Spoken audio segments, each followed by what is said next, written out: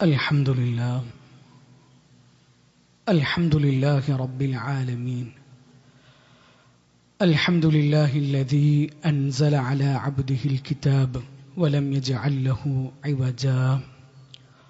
اللهم صل على محمد وعلى آل محمد كما صليت على إبراهيم وعلى آل إبراهيم إنك حميد مجيد. اللهم بارك على محمد وعلى آل محمد كما باركت على إبراهيم وعلى آل إبراهيم إنك حميد مجيد.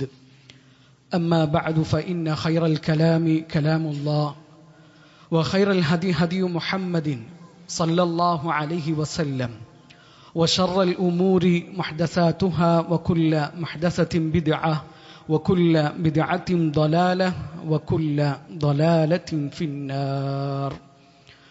أعوذ بالله من الشيطان الرجيم. يا أيها الذين آمنوا اتقوا الله حق تقاته ولا تموتن إلا وأنتم مسلمون. يا أيها الذين آمنوا اتقوا الله وقولوا قولا سديدا يصلح لكم أعمالكم ويغفر لكم ذنوبكم ومن يطع الله ورسوله فقد فاز فوزا عظيما. اللهم سبحانك لا علم لنا إلا ما علمتنا إنك أنت العليم الحكيم.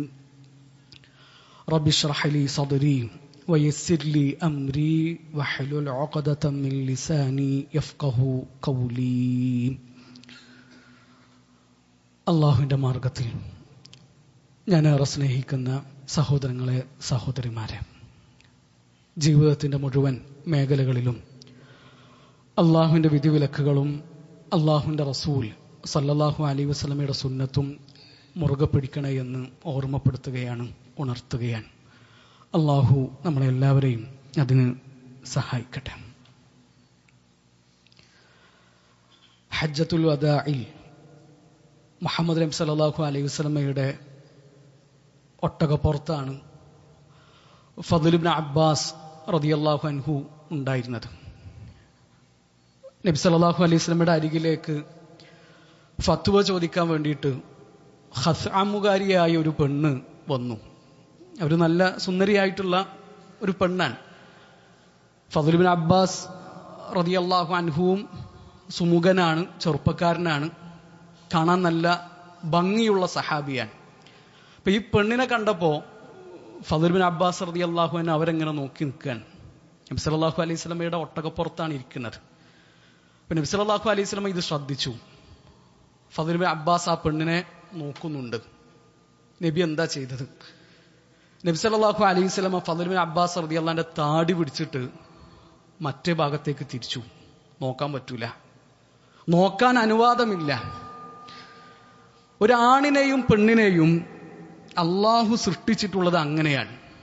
ഒരു പെണ്ണിനെ കണ്ടാൽ ആണിന് നോക്കാൻ തോന്നും. പരസ്പരം ആകർഷിക്കുന്ന തരത്തിലാണ് നമ്മളെ റബ്ബ് സൃഷ്ടിച്ചിട്ടുള്ളത്. അള്ളാഹു എന്താണ് നമ്മളോട് കൽപ്പിച്ചിട്ടുള്ളത്? ആണിനോടും പെണ്ണിനോടും അള്ളാഹു എന്താണ് പറഞ്ഞിട്ടുള്ളത്? കുല്ലിൽ മുഅ്മിനീന യഗുദ്ദൂ മിൻ അബ്സാരിഹിം വയഹ്ഫദൂ ഫുറൂജഹും. നിങ്ങളെ കണ്ണുകളെ താഴ്ത്തണം, ആണുങ്ങളോടുള്ള കൽപ്പനയാണ്. വകുല്ലിൽ മുഅ്മിനാതി യഗ്ദുദ്ന മിൻ അബ്സാരിഹിന്ന വയഹ്ഫദ്ന ഫുറൂജഹുന്ന. പെണ്ണുങ്ങളോടും പറഞ്ഞത് എന്താണ്? നിങ്ങളെ കണ്ണുകളെ താഴ്ത്തണം, നിങ്ങളെ സ്വകാര്യ അവയവങ്ങൾ, ഗുഹ്യാവയവങ്ങൾ നിങ്ങൾ സൂക്ഷിക്കുകയും ചെയ്യണം. കണ്ണിനെ വെറുതെ കണ്ട് അയച്ചു വിട്ടാൽ അതെങ്ങോട്ടാ പോവുക, ആരെ നോക്കുക, എന്താ കാണുക എന്നൊന്നും പറയാൻ നമുക്ക് പറ്റില്ല. ഇബ്നുൽ ഖയ്യിം റഹിമഹുല്ലാഹു തആല അദ്ദേഹത്തിന്റെ അദ്ദാഉ വദ്ദവാ എന്ന കിതാബിൽ പറയുന്നുണ്ട്, എല്ലാ തെറ്റുകളുടെയും തുടക്കം, ഈ മോശമായ തെറ്റുകളുടെ തുടക്കം നോട്ടത്തിൽ നിന്നാണ്. ആദ്യം നോട്ടാണ്, വാതില് നോട്ടാണ്. പിന്നെ ആ നോട്ടം മനസ്സിലുള്ള ചിന്തയായിട്ട് മാറുകയാണ്. ആ ചിന്ത പിന്നെ ഇങ്ങനെ മനസ്സിൽ ആവർത്തിച്ചുകൊണ്ടിരിക്കുന്നു, അത് വികാരമായിട്ട് മാറുന്നു. പിന്നെ അത് ചെയ്തേ പറ്റൂ. അവസാനം ആ മനുഷ്യൻ ആ തെറ്റിൽ ചെന്ന് ചാടുകയും ചെയ്യും. അതുകൊണ്ട് അവസാന ഘട്ടത്തിലെത്തിയിട്ട് അവിടുന്ന് തിരിഞ്ഞു പോകാമെന്ന് വിചാരിക്കുന്നതിനേക്കാളും നല്ലത്, അത് കടുപ്പമേറിയതാണ്, അത് നല്ല റിസ്ക്കാണ്. അതിനേക്കാളും എളുപ്പം ആദ്യമേ നമ്മുടെ നോട്ടം നിയന്ത്രിക്കുക എന്നതാണ്, നമ്മുടെ കണ്ണിനെ കൺട്രോൾ ചെയ്യുക എന്നുള്ളതാണ്. നബി സല്ലല്ലാഹു അലൈഹി വസല്ലം വഴിയരികിൽ ഇരിക്കുന്ന ആൾക്കാരോട് പറഞ്ഞു, ഇയ്യാക്കും വൽ ജുലൂസ അത്തുറുക്കാത്ത്, ഇയ്യാക്കും അൽ ജുലൂസ അലത്തുറുക്കാത്ത്, വഴികളിൽ ഇരിക്കുന്നത് നിങ്ങൾ നല്ലോണം ശ്രദ്ധിക്കണം, അവിടെ ഇരിക്കുന്നത് ഒഴിവാക്കണം. അപ്പോൾ സഹാബിമാർ പറഞ്ഞു, നമുക്ക് എന്തായാലും ഇരിക്കേണ്ടി വരും, അത് അത്യാവശ്യമാണ്. അപ്പോൾ അള്ളാഹുവിന്റെ റസൂൽ സല്ലല്ലാഹു അലൈഹി വസല്ലം പറഞ്ഞു, ഫഅഅതു ത്വരീഖ ഹഖ്ഖഹാ, ഫഅഅതു ത്വരീഖ ഹഖ്ഖിഹ, അങ്ങനെയാണെങ്കിൽ ആ വഴിക്ക് നിങ്ങൾ അതിന്റെ അവകാശം കൊടുക്കണം. അപ്പൊ അവര് ചോദിച്ചു, വമാ ഹഖ്ഖു ത്വരീഖ്, അള്ളാഹുവിന്റെ റസൂൽ എന്താണ് ഞങ്ങൾ വഴിക്ക് കൊടുക്കേണ്ട അവകാശം? നബി സല്ലല്ലാഹു അലൈഹി വസല്ലം ആദ്യം എണ്ണി പറഞ്ഞത് എന്താണ്? ഗദ്ദുൽ ബസർ, നിങ്ങളെ കണ്ണിനെ താഴ്ത്തണം എന്നാണ് പറഞ്ഞത്. എന്താ കണ്ണിനെ താഴ്ത്തണം എന്ന് പറയാനുള്ള കാരണം? അതിനെന്താ നമുക്ക് മനസ്സിലാകുന്നത്? ഒരാണിന് ഒരു പെണ്ണിനെ കണ്ടാല് തോന്നേണ്ടത് തോന്നും, ഒന്നും തോന്നൂല്ലെങ്കിൽ വെറുതെ കണ്ണ് താഴ്ത്താൻ പറയില്ലല്ലോ. അങ്ങനെ തോന്നും എന്നതുകൊണ്ടാണ് അള്ളാഹുന്റെ റസൂൽ സല്ലല്ലാഹു അലൈഹി വസല്ലം ആ കണ്ണ് താഴ്ത്താൻ പറഞ്ഞത്. അപ്പൊ ഇത് ഇന്ന് പറയുമ്പോ ചില ആൾക്കാർ പറയും, അയാളൊരു പഴഞ്ചനാണ്, അയാൾക്ക് കാലം തിരിയൂല, കാലത്തിന്റെ ചോരയെഴുത്തുകൾ വായിക്കാത്തവനാണ്, അല്ലെ, അയാളൊരു മൊരടനാണ്. ആൾക്കാരെന്തും പറഞ്ഞോട്ടെ, നമുക്ക് വലുത് നമ്മുടെ ദീനാണ്. അള്ളാഹു എന്താണോ പറഞ്ഞത്, അള്ളാഹുന്റെ റസൂൽ സല്ലല്ലാഹു അലൈഹി വസല്ലം എന്താണോ പറഞ്ഞത്, അതാണ് നമ്മുടെ വിഷയം, അതാണ് നമ്മുടെ പ്രശ്നം. ബാക്കി നാട്ടുകാരെന്ത് പറഞ്ഞാലും അത് നമുക്കൊരു പ്രശ്നമല്ല. അള്ളാഹു നമ്മുടെ മനസ്സറിയുന്നവനാണ്, നമ്മുടെ വികാരങ്ങൾ അറിയുന്നവനാണ്, നമ്മുടെ മനസ്സിന്റെയും ഹൃദയത്തിന്റെയും ചാഞ്ചാട്ടങ്ങൾ അറിയുന്നവനാണ്, നമ്മളെ സൃഷ്ടിച്ച സ്രഷ്ടാവാണ്. ആ അള്ളാഹുവിന് അറിയാം മനുഷ്യൻ എങ്ങനെ നടക്കണം, ഒരാണെങ്ങനെ നടക്കണം, ഒരു പെണ്ണെങ്ങനെ നടക്കണം. അങ്ങനെ നടന്നിട്ടില്ലെങ്കിൽ എന്താണ് പ്രശ്നം? അള്ളാഹു പറഞ്ഞ പോലെ നടന്നിട്ടില്ലെങ്കിൽ എന്താ വിഷയം? ഇപ്പൊ കുറച്ച് മുമ്പ് ഒരു സുഹൃത്ത്, ഒരു ചെറുപ്പക്കാരൻ, ഒരു 24-25 വയസ്സൊക്കെ ഉള്ള ഒരു ചെറുപ്പക്കാരൻ പറഞ്ഞു, ഞാൻ മാസ്റ്റർബേഷന് അടിമയാണ്, സ്വയംഭോഗത്തിന് അഡിക്ഷൻ വന്ന ഒരാളാണ്, മാറണം, ഇതെന്നൊക്കെ വിട്ടു നിൽക്കണം, പുതിയൊരു ജീവിതമൊക്കെ തുടങ്ങണം എന്നുള്ള പൂതിയൊക്കെ ഉണ്ട്, പക്ഷെ നടക്കുന്നില്ല. പക്ഷെ എന്താണ് തടസ്സം, എന്താ നിങ്ങളെ പ്രശ്നം? അപ്പൊ തിരിച്ചു ചോദിച്ചത് എന്താണെന്നറിയോ? നമ്മുടെ നാട്ടിലെ പെണ്ണുങ്ങൾ നടക്കുന്ന കോലങ്ങൾ കണ്ടിട്ടില്ലേ? അവരുടെ ഡ്രസ് കോഡ് നിങ്ങൾ ശ്രദ്ധിച്ചിട്ടില്ലേ? അവർക്കിടയിൽ ജോലി ചെയ്യുന്ന ഒരാൾക്ക് എങ്ങനെയാണ് ഈ തെറ്റൊക്കെ അവസാനിപ്പിക്കാൻ കഴിയുക? പ്രിയപ്പെട്ടവരെ, ഈമാനികമായിട്ട് മാറണമെന്ന് ഒരാൾ വിചാരിക്കുമ്പോൾ, നന്നാകണമെന്ന് ഒരാൾ തീരുമാനിക്കുമ്പോൾ, അതിന് നമ്മുടെ പെണ്ണുങ്ങളും കുട്ടികളും തടസ്സമാകുന്നുണ്ടോ എന്ന് വളരെ ഗൗരവത്തിൽ നമ്മൾ ചിന്തിക്കണം. വേറൊരു സുഹൃത്ത് പറഞ്ഞത്, ചില പെണ്ണുങ്ങളൊക്കെ കാണുമ്പോൾ നമ്മൾ അറിയാതെ ശപിച്ചു പോകുന്നാൻ, അവരോടുള്ള ദേഷ്യം കാരണം ആ ജാതി കോലത്തിലാണ് അങ്ങാടിക്കും പുറത്തൊക്കെ ഇറങ്ങി നടക്കുന്നത്. അപ്പൊ ഈമാനുള്ള ഒരു മനുഷ്യന് തോന്നുന്ന ഒരു അസ്വസ്ഥത ഉണ്ട്. നമ്മള് പള്ളിയിലൊക്കെ കയറി ജുമാ ഖുതുബൊക്കെ കേട്ടു, കുറച്ചു നേരം ഖുർആനൊക്കെ ഓതി, സുജൂദിലൊക്കെ കിടന്ന് കുറെ നേരം പ്രാർത്ഥിച്ച്, ആ പള്ളിയിൽ നിന്ന് നമ്മുടെ ഈമാനൊക്കെ ബൂസ്റ്റ് ചെയ്തിട്ട് നമ്മൾ പുറത്തിറങ്ങി പോകുമ്പോ കോലം കെട്ടിയിട്ട് നമ്മുടെ മുമ്പിൽ ഉണ്ടാകും. അതോടുകൂടി ഓന് സംഭരിച്ച ഈമാൻ മുഴുവൻ ചോർന്നു പോവുകയാണ്. അത് എത്ര വലിയ അപകടമാണ്. അത് നമ്മളാണെങ്കിൽ, നമ്മുടെ ഭാര്യമാരാണെങ്കിൽ, നമ്മുടെ മക്കളാണെങ്കിൽ അതെത്ര വലിയ ദുരന്തമാണ് എന്ന് നമ്മൾ ചിന്തിക്കുക. സഹാബിമാർക്ക്, സലഫുകൾക്ക് എത്ര സൂക്ഷ്മതയാണ് ഈ വിഷയത്തിൽ ഉണ്ടായിരുന്നത്. ഫാത്തിമ റളിയല്ലാഹു അൻഹ, അള്ളാഹുവിന്റെ റസൂൽ സല്ലല്ലാഹു അലൈഹി വസല്ലമയുടെ കരളിന്റെ കഷ്ണം. ഫാത്തിമ ബീവിന്റെ അവസാനത്തെ വസിയത്തുകളിൽ ഒന്നെന്താണെന്നറിയോ? ഞാൻ മരിച്ചു കഴിഞ്ഞാൽ നിങ്ങൾ ഇന്നെ രാത്രിയാണ് മറവ് ചെയ്യേണ്ടത്. അതെന്താ അങ്ങനെ പറയാൻ കാരണം? ഈ പണ്ടത്തെ കാലത്ത് മയ്യിത്ത് കട്ടിലിന് ആ മുകളിലുള്ള മറയുണ്ടായിരുന്നില്ല. അപ്പൊ ആ മയ്യിത്ത് ഇങ്ങനെ ആ കട്ടിലിന്റെ മുകളിൽ വെച്ചിട്ട് കൊണ്ടുപോകുമ്പോൾ അങ്ങോട്ടും ഇങ്ങോട്ടും ഇങ്ങനെ ഇളകോലോ, ശരീരം മുഴുവൻ മറച്ചിട്ടുണ്ടാകും, എന്നാലും ആ ഇളകുന്ന സമയത്ത് ശരീരത്തിലുള്ള ആ തുണി ടൈറ്റായിട്ട് ശരീരത്തിന്റെ വടിവും ആകാര ഭംഗിയും പുറത്ത് കാണുമോ എന്നുള്ള പേടിയായിരുന്നു ഫാത്തിമ ബീവിക്ക് ഉണ്ടായിരുന്നത്. സുബ്ഹാനല്ലാഹ്. നമ്മുടെ ഉമ്മ ആയിഷ ബീവി പറയുന്നുണ്ട്, ആയിഷ ബീവിന്റെ വീട്ടിൽ 3 ഖബറുകൾ ഉണ്ടല്ലോ. ഒന്ന് അള്ളാഹുന്റെ റസൂൽ സല്ലല്ലാഹു അലൈഹി വസല്ലമയുടെ ഖബറാണ്, 2 അബൂബക്കർ സിദ്ദീഖ് റളിയല്ലാഹുവിന്റെ ഖബറാണ്, 3 ഉമർ ബിൻ ഖത്താബ് റളിയല്ലാഹുവിന്റെ ഖബറാണ്.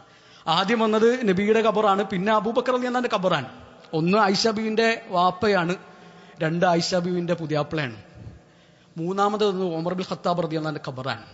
ആയിഷ ബീവി പറയാണ്, ഉമർ റളിയല്ലാഹുവിന്റെ ഖബർ വരുന്നത് വരെ ആ മുറിയിലേക്ക് കയറുമ്പോൾ ഞാൻ സാധാരണ വീട്ടിൽ എങ്ങനെയാണോ നടക്കാറുള്ളത് അങ്ങനെ തന്നെയാണ് ആ റൂമിലേക്ക് കയറിയിരുന്നത്. എന്നാൽ ഉമർ റളിയല്ലാഹുവിന്റെ ഖബർ വന്നതിന് ശേഷം എന്റെ ശരീരം മുഴുവൻ മറച്ചിട്ടല്ലാതെ ഞാൻ ആ മുറിയിലേക്ക് കയറിയിട്ടില്ല. ഞാൻ ഹയാ മിൻ ഉമർ, അത് ഉമറിനുള്ള ലജ്ജയാണെന്നാ പറഞ്ഞത്.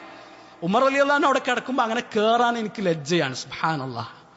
ഉമർ റളിയല്ലാഹു അൻഹു മരിച്ചെടുക്കുന്നിടത്ത് നിന്ന് കാണുന്നു വിചാരിച്ചിട്ടൊന്നുമല്ല. അങ്ങനത്തെ വിശ്വാസമൊന്നും അവർക്ക് ഉണ്ടായിരുന്നില്ല, അങ്ങനെ അറിയുകയുമില്ല. പിന്നെ എന്താണ്, അത്രക്കും സൂക്ഷ്മതയും ലജ്ജയും നമ്മുടെ ഉമ്മമാർക്ക് ഉണ്ടായിരുന്നു എന്നതാണ് കാര്യം. ഈ ചില കുടുംബങ്ങളിലൊക്കെ പെണ്ണുങ്ങൾ ഞാൻ ഇനി കുറച്ച് ഉഷാറായിട്ട് നടന്നോളാം, ഇസ്ലാമികമായ വേഷമൊക്കെ ശ്രദ്ധിച്ചോളാം എന്ന് വിചാരിച്ചാൽ പുതിയാപ്പിളാരായിരിക്കും തടസ്സം. ഇതെന്തിനാ ഈ പർദ്ദക്കെട്ട് നടക്കുന്നത്, ഈ വലിയ പർദ്ദട്ട് നടക്കുമ്പോൾ എനിക്ക് കുറച്ച് പ്രായം തോന്നുകയാണ് എന്ന് പറഞ്ഞിട്ട് അതിനെ മുടക്കുക. ചില ഫാമിലിയിൽ ഉണ്ടാകും, ഒരു ഇതിന്റെ ഗൗരവമൊക്കെ മനസ്സിലാക്കി നിക്കാബൊക്കെ ധരിച്ച് മുഖമൊക്കെ മറച്ച് നടക്കാൻ തീരുമാനിച്ച ആൾക്കാരായിരിക്കും. അപ്പോൾ കുറച്ച് താത്താർ വന്നിട്ട് അതിനപ്പോൾ കണ്ടാ തിരിയൂല, ഈ പഴയ ആളൊന്നുമല്ല, നമുക്ക് കുറച്ചും കൂടിയൊക്കെ ഒരു തീവ്രത കൂടിയിട്ടുണ്ട് എന്നൊക്കെ പറഞ്ഞിട്ട് ഓരോ വക കുറച്ച് കമന്റ്. ഈ മുഖം മറക്കുന്ന വിഷയത്തിൽ അഭിപ്രായ വ്യത്യാസമുണ്ട്, സംശയമില്ല. പക്ഷെ അതിൽ ഏറ്റവും സൂക്ഷ്മമായ നിലപാട്, അവരുടെ തഖ്വ അനുസരിച്ച് ഒരാൾ മുഖം മറക്കുകയാണെങ്കിൽ അതിനെ എതിർക്കാൻ നമുക്ക് മാർഗമൊന്നുമില്ല. അത് പാടില്ല, അത് തീവ്രത കൂടിയ ടീം ചെയ്യുന്നതാണ് എന്ന് പറഞ്ഞിട്ട് മുഖം മറക്കാൻ പാടില്ല എന്ന് പറയാൻ ന്യായമില്ല.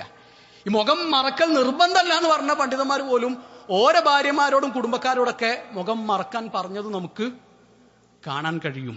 അപ്പോ നമ്മൾ മുഖം മറക്കുന്നില്ല, മുഖം മറക്കൽ നിർബന്ധമല്ല എന്നാണ് നമ്മുടെ വീക്ഷണം. ശരി, മുഖം മറക്കുന്നവരെ എതിർക്കാൻ നമുക്ക് മാർഗമൊന്നും ഇല്ല, അതിനുള്ള അവകാശം നമുക്കില്ല. നമ്മൾ വെറുതെ ആലോചിച്ചാൽ മതി, ഒരു പെണ്ണ് ശരീരമൊക്കെ മറച്ചിട്ട് അങ്ങാടി കൂടെ ഇങ്ങനെ നടക്കുകയാണ്, വേറൊരാള് നല്ല ചുരിദാറൊക്കെ ഇട്ട് മിനുങ്ങി തിളങ്ങി നടക്കുകയാണ്. ഇവരെ രണ്ടാൾക്കാരെയും ആൾക്കാർ ഒരേ കണ്ണോട് കൂടിയാണോ കാണുക? അള്ളാഹു എന്താണ് പറഞ്ഞത്? യാ അയ്യുഹൻ നബി കുല്ലി അസ്വാജിക് വബനാതിക് വനിസാഇൽ മുഅ്മിനീൻ യുദ്നീന അലൈഹിന്ന മിൻ ജലാബീബിഹിൻ ദാലിക അദ്നാ അൻ യുഅറഫ്ന ഫലാ യുദൈൻ. ഓരോരുടെ മൂടുപടങ്ങൾ തലയിലൂടെ താഴ്ത്തി ഉടുക്കട്ടെ, ശരീരം മുഴുവൻ മറക്കട്ടെ, അതാണ് അവർ തിരിച്ചറിയപ്പെടാനും അവർ ഉപദ്രവിക്കപ്പെടാതിരിക്കാനും നല്ലതെന്നാണ്. എങ്ങനെ ശരീരം മുഴുവൻ മറച്ചാൽ തിരിച്ചറിയാം? ഈ പെണ്ണ് നമുക്ക് പറ്റിയ ആളല്ല, നമുക്ക് കമന്റ് അടിക്കാൻ പറ്റൂല, നമ്മളങ്ങനെ നോക്കി നിൽക്കാൻ പറ്റിയ ഒരാളല്ല എന്ന തിരിച്ചറിവ് ഒരാൾക്ക് ആ വസ്ത്രത്തിലൂടെ കിട്ടും. ഇത് നേരെ തിരിച്ചുണ്ടാകും. പുതിയാപ്പിള ഖുർആൻ ക്ലാസ്സൊക്കെ കേട്ട് ഖുതുബൊക്കെ കേട്ട് മൂപ്പർക്ക് ഈമാൻ കയറി, നിന്റെ കുടുംബത്തിൽ നിന്ന് മാറ്റങ്ങൾ തുടങ്ങണം, നിന്റെ മക്കളൊക്കെ ഒന്ന് നന്നാക്കണം, ഒരു നല്ല കോലത്തിൽ നടക്കണം, ശരീരം മുഴുവൻ മറച്ചിട്ട് പുറത്തിറങ്ങണം എന്നൊക്കെ തീരുമാനിച്ചിട്ട് പുറേക്ക് വരും. അപ്പോ പെണ്ണുങ്ങൾ തളർത്തുകയാണ് അല്ലേ? ഓളിപ്പോ ചെറിയ കുട്ടിയല്ലേ, കല്യാണത്തിന്റെ ദിവസമല്ലേ, ഓള പ്രായത്തിലുള്ള ആരപ്പം ഇങ്ങനെ ശരീരമൊക്കെ മറച്ച് നടക്കുന്ന, അങ്ങനെ ആരെങ്കിലും നിങ്ങൾ കണ്ടിട്ടുണ്ടോ എന്ന് പറഞ്ഞിട്ട് അയാളെ തളർത്തുക. ഏതാ ഈ ചെറിയ കുട്ടി? 17, 18, 19 വയസ്സൊക്കെ ആയിട്ടുണ്ടാവും, കല്യാണം കഴിഞ്ഞിട്ടില്ല, അതുകൊണ്ട് ഓള് ചെറിയ കുട്ടിയാണ്. ഓരോട് നമുക്ക് എന്ത് സ്നേഹമാണുള്ളത്? അവരോട് നമുക്ക് എന്ത് സ്നേഹമാണുള്ളത്? അള്ളാഹുന്റെ റസൂൽ സല്ലല്ലാഹു അലൈഹി വസല്ലം പറഞ്ഞു, സിൻഫാനി മിൻ അഹ്ലിന്നാർ, രണ്ടു കൂട്ടരുണ്ട്, ഒരു നരകക്കാരാണ്. ഞാൻ അവരെ കണ്ടിട്ടില്ല, നബി അവരെ കണ്ടിട്ടില്ല. അതിൽ അള്ളാഹുന്റെ റസൂൽ സല്ലല്ലാഹു അലൈഹി വസല്ലം പറഞ്ഞ ഒരു ടീം ഏതാണെന്നറിയോ? വനിസാഉൻ കാസിയാതുൻ ആരിയാത് മുമീലാതുൻ മായിലാത് റൂസുഹുന്ന കഅസ്നിമത്തിൽ ബുഖ്തിൽ മായില. ഒരു വസ്ത്രം ധരിച്ചിട്ടുണ്ട്, എന്നാലും അവർ വിവസ്ത്രകളാൻ, നഗ്നകളാൻ. വസ്ത്രം ധരിച്ചത് എന്തിനാൻ? ശരീരം മറക്കാനല്ലേ വസ്ത്രം. ആ ശരീരം മറിഞ്ഞിട്ടില്ല, ചാഞ്ഞും ചെരിഞ്ഞും നടക്കുന്നവർ, പുരുഷന്മാരെ ആകർഷിക്കുന്ന തരത്തിൽ പുരുഷന്മാരുടെ അടുക്കിലേക്ക് ചാഞ്ഞു പോകുന്ന പെണ്ണുങ്ങൾ. ലാ യദ്ഖുൽനൽ ജന്നത വലാ യജിദുന റീഹഹാ, ഒരു സ്വർഗ്ഗത്ത് പ്രവേശിക്കൂല, സ്വർഗ്ഗത്തിന്റെ പരിമളം പോലും ഓർക്ക് അനുഭവിക്കാൻ കഴിയൂല എന്നാണ് അല്ലാഹുവിന്റെ റസൂൽ സല്ലല്ലാഹു അലൈഹി വസല്ലം പറഞ്ഞത്. ആ സ്വർഗ്ഗത്തിന്റെ പരിമളം എത്ര വർഷത്തെ വഴിദൂരം അപ്പുറത്തേക്ക് ഒരാൾക്ക് അനുഭവിക്കാൻ കഴിയുമെന്ന് നമ്മൾ ചിന്തിച്ചിട്ടുണ്ടോ? അവിടെ നമ്മൾ വളരെ ഗൗരവത്തിൽ ചിന്തിക്കണം. ഇന്റെ പെണ്ണുങ്ങളും കുട്ടികളും ഉമ്മയും പെങ്ങന്മാരൊക്കെ പുരേന്ന് ഇറങ്ങിപ്പോകുമ്പോൾ ഏത് കോലത്തിലാണ് ഇറങ്ങിപ്പോകുന്നത്? പർദ്ദ ഇട്ടു എന്ന് കരുതിയോണ്ട് എല്ലാം ആയിരുന്നു നമ്മൾ വിചാരിക്കരുത്. ചില ആൾക്കാർ പർദ്ദയായിരിക്കും ധരിച്ചിട്ടുണ്ടാവുക, മുഖമടക്കം മറച്ചിട്ടുണ്ടാകും, എന്നാൽ ശരീരത്തിൽ ഉയർന്നും താഴ്ന്നു നിൽക്കുന്ന എല്ലാ ഭാഗങ്ങളും ശരിക്കും വ്യക്തമായിട്ട് കാണാൻ പറ്റും. ശരീരത്തിന്റെ ആകാര ഭംഗിയും വടിവും ശരിക്കും പുറത്ത് കാണുന്ന കോലത്തിലുള്ള പർദ്ദ. ആ പർദ്ദ കൊണ്ട് എന്താ കാര്യം? ആ പർദ്ദ കൊണ്ട് എന്താണ് കാര്യം? തീരെ ഒരു ലജ്ജയും നാണവും ഇല്ലാത്ത തരത്തിലാണ് പലപ്പോഴും നമ്മുടെ ഉമ്മത്തിൽപ്പെട്ട ആൾക്കാർ പുറത്തിറങ്ങി നടക്കുന്നത്. തുണിഷാപ്പ് കാണുന്ന എല്ലാ ഫാഷനുകളും നമുക്കുള്ളതല്ല, അവിടെ കാണുന്ന എല്ലാം നമ്മളൊന്ന് ഇട്ട് നോക്കണം, അങ്ങനത്തെ ഒരു നിർബന്ധമൊന്നുമില്ലല്ലോ. ഷെയ്ഖ് ഇബ്നു ബാസ് റഹിമഹുല്ലാഹു തആല പറയുന്നുണ്ട്, ഈ കാസിയാത്തുൻ ആരിയാത്ത് എന്ന് പറഞ്ഞ വസ്ത്രം ധരിച്ചിട്ടും നഗ്നകളാണെന്ന് പറഞ്ഞാൽ 3 കാര്യങ്ങളാണ്. ഒന്ന്, നേരിയ തുണിയിലുള്ള വസ്ത്രം, ഉള്ളിലെ തൊലിയുടെ നിറക്കെ പുറത്ത് കാണുന്ന കോലത്തിലുള്ള കുപ്പായം പറ്റൂല. വസ്ത്രം ധരിച്ചിട്ടും അവർ നഗ്നകളാണ്. അല്ലെങ്കിൽ ഇറക്കം കുറഞ്ഞ കുപ്പായം, ശരീരം മുഴുവൻ മറിഞ്ഞിട്ടില്ല, കാലൊക്കെ പുറത്താണ്, ആ ജാതി കുപ്പായം. അല്ലെങ്കിൽ ഇറുകി പിടിച്ച കുപ്പായം. ഇതൊക്കെ നിസാഉൻ കാസിയാത്തുൻ ആരിയാത്ത് എന്ന ഗണത്തിലാണ് പെടുക. ഇപ്പൊ കൂടുതലും പെൺകുട്ടികൾ ജീൻസും ടീഷർട്ടും ഇട്ടിട്ടാണ് നടക്കുന്നത്. എന്നിട്ട് പേരിനൊരു തട്ടം ഉണ്ടാക്കും. അതെന്താ, ഓളി ഉമ്മത്ത് പെട്ടതെന്ന് അറിയിക്കാൻ വേണ്ടിയിട്ടാണോ? ആർക്ക് വേണ്ടിയിട്ട് നമ്മൾ ഈ റിസ്ക് എടുത്തിട്ട് ഇസ്ലാം ഫോളോ ചെയ്യുന്നത്? യാ അയ്യുഹല്ലദീന ആമനു ദുഖുലൂ ഫിസ്സിൽമി കാഫ, നിങ്ങൾ പരിപൂർണമായിട്ട് ഈ ദീനിലേക്ക് കീഴൊതുങ്ങും. അങ്ങനെ കീഴൊതുങ്ങാനാണ് നമ്മുടെ ദീൻ നമ്മളോട് പറഞ്ഞിട്ടുള്ളത്. നമുക്ക് തോന്നിയത് നമ്മൾ ഇഷ്ടമുള്ള എടുക്കുക, ഇഷ്ടമില്ലാത്ത ഒഴിവാക്കുക, അത് പറ്റൂല. അള്ളാഹു പറഞ്ഞതും അള്ളാഹുന്റെ റസൂൽ സല്ലല്ലാഹു അലൈഹി വസല്ലം പറഞ്ഞതും നമ്മുടെ വസ്ത്രത്തിൽ കാണണം. അത് നമ്മുടെ കുടുംബത്തിന്റെ വസ്ത്ര രീതിയിൽ കാണണം. ഈമാനുള്ള മനുഷ്യന്മാര് നമ്മുടെ പെണ്ണുങ്ങളുടെ വസ്ത്രം കൊണ്ട് ഇടങ്ങറാകുന്ന ഒരു അവസ്ഥ ഉണ്ടാകരുത്. ഇതിപ്പോ ഞങ്ങളോട് എന്തിനത്ര ഗൗരവത്തിൽ പറയുന്നത് വെച്ചാൽ, നമ്മളാണല്ലോ ഈ പെണ്ണുങ്ങൾക്ക് കുപ്പായും പർദ്ദയൊക്കെ എടുത്തു കൊടുക്കുന്ന ആൾക്കാർ. നമ്മളത് ശ്രദ്ധിക്കണം. നാട്ടുകാരെ മുഴുവൻ നന്നാക്കാനൊന്നും നമുക്ക് കഴിയൂല. നമ്മുടെ വീട്ടിലുള്ള ഒരാൾ നന്നായി കഴിഞ്ഞാൽ അയാളുടെ ഫിത്നയിൽ നിന്ന് ബാക്കിയുള്ളവർ കഴിച്ചിലായില്ലേ. ഇതൊക്കെ കേട്ടിട്ട് നിങ്ങൾ പുരയിൽ പോയിട്ട് ചിലപ്പോൾ തിരുത്താൻ നോക്കിയാൽ ഒരു പറയാ, നിങ്ങൾക്ക് കാലം തിരിയൂല, നിങ്ങൾ പഴയ ആളാണ്, നിങ്ങളൊരു മുരടനാണ്. അത് കേൾക്കുമ്പോൾ ഇവിടെ കേൾക്കുക, ഇതിലൂടെ പുറത്തേക്ക് വിടുക. അള്ളാഹുന്റെ റസൂൽ സല്ലല്ലാഹു അലൈഹി വസല്ലം ദീന് പറഞ്ഞപ്പോൾ നബി എന്തൊക്കെ കേട്ടിട്ടുണ്ട്? നബിനെ കദ്ദാബ് എന്ന് വിളിച്ചിട്ടില്ലേ? പെരുങ്കള്ളൻ എന്നാണ് മക്കക്കാർ മുഹമ്മദ് നബി സല്ലല്ലാഹു അലൈഹി വസല്ലമയെ വിളിച്ചത്. നബി സല്ലല്ലാഹു അലൈഹി വസല്ലമയെ മജ്നൂൻ എന്ന് വിളിച്ചിട്ടില്ലേ? ഭ്രാന്തൻ എന്ന് വിളിച്ചിട്ടില്ലേ? ഇപ്പൊ ദീന് പറയുമ്പോൾ എല്ലാവർക്കും ഇഷ്ടപ്പെടണം എന്നില്ല. പക്ഷെ നമ്മുടെ കുടുംബം നമ്മുടെ ഉത്തരവാദിത്തമാണ്. നമ്മുടെ ഭാര്യ, നമ്മുടെ മക്കൾ നമ്മുടെ ഉത്തരവാദിത്തമാണെന്നുള്ള ചിന്ത നമുക്കുണ്ടാകണം. അള്ളാഹു ദീന് മുറുകെ പിടിച്ചുകൊണ്ട് ജീവിക്കുന്നവരുടെ കൂട്ടത്തിൽ നമ്മളെ എല്ലാവരെയും ഉൾപ്പെടുത്തട്ടെ. നമ്മുടെ കുടുംബത്തിൽ അള്ളാഹു നമുക്ക് കൺകുളിർമ ചൊരിയട്ടെ.